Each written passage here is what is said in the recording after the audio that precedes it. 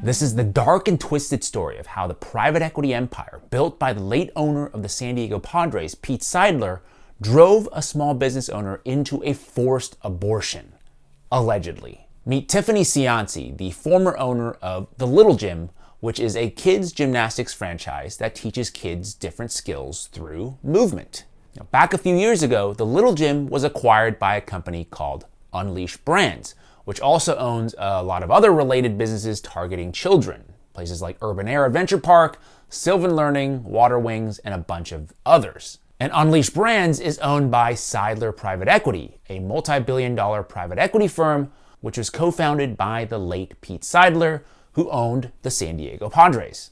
Now, Tiffany's battle with Unleash Brands started when they took over the Little Gym and started implementing a bunch of different policies and changes that were, let's just say, good for corporate, but bad for franchise owners like Tiffany. This included pushing policies that would, quote, extract cash from franchise owners, things like setting up a national call center, which none of the franchise owners wanted or needed, and also making all of them sign a sketchy new agreement that allowed corporate to potentially, quote, siphon fees from their accounts automatically. So in response, Tiffany organized a franchise association, which is kind of like a union so they could bargain collectively.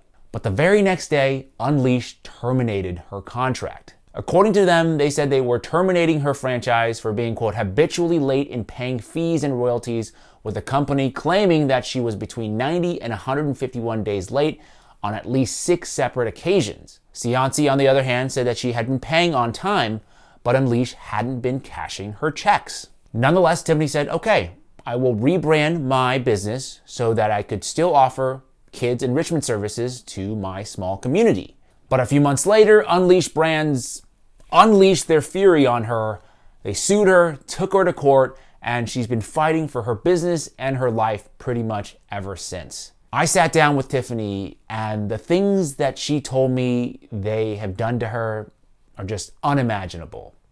Take a listen. Wow. So what's happened since then? They terminated my contract to terrify 270 other small business owners.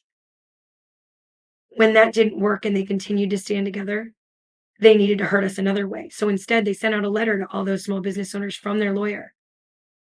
He was later found guilty of defamation for this letter, but in it, they accused me of abuse of my customers, abuse of children, abuse of minor employees. They accused me of funneling money for my personal gain from the union.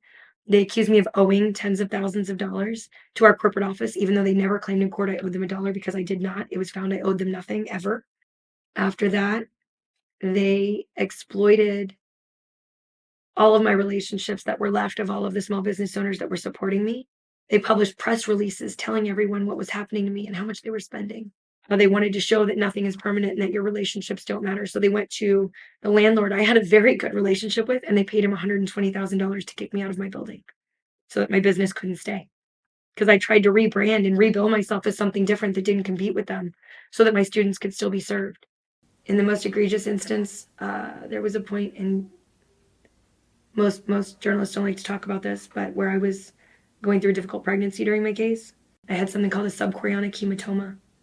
That meant that when I had high blood pressure, I could bleed a lot.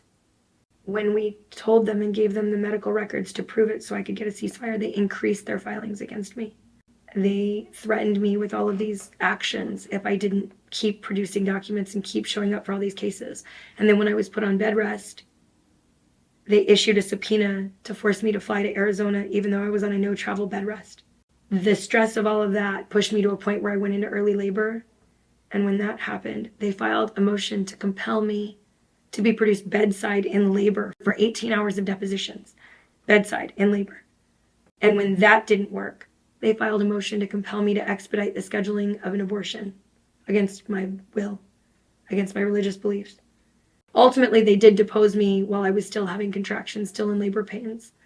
The footage of it is horrific. When I go back and look at it now, I don't even know how anyone could do the things that were so inhuman that they did. Oh man, nobody should have to go through that. And the unfortunate thing here is that what happened to Tiffany isn't just a personal tragedy, it's a symptom of a much bigger problem. Private equity firms like Seidler Private Equity, they don't just buy businesses, they extract every ounce of value from them, regardless of the human cost. They take advantage of small business owners, they bleed them dry, and then toss them aside, just like they tried to do with Tiffany. But unfortunately for them, they may have picked the wrong battle, because Tiffany, I'll tell you this, is an extraordinary fighter who continues to fight for small businesses to this day. My name is James Lee. You're watching the 5149 Show. Like and subscribe for more stories that expose the pernicious evils of the world, like private equity. Hi, family. It's me, Your new private equity overlord. your new humble leader. By now, you already know. We've purchased your company, and we'll be driving the ship from here on out. As a valued Peasants, employee, we look forward to firing you. working with you. We know change is hard, and that's why we're committed to Making sure it hurts a lot. it goes as smoothly as possible. So for now, we just ask that you keep doing the great work you're doing. Because you're all about to get savagely fired. Like no warning, no severance, we're taking your children too.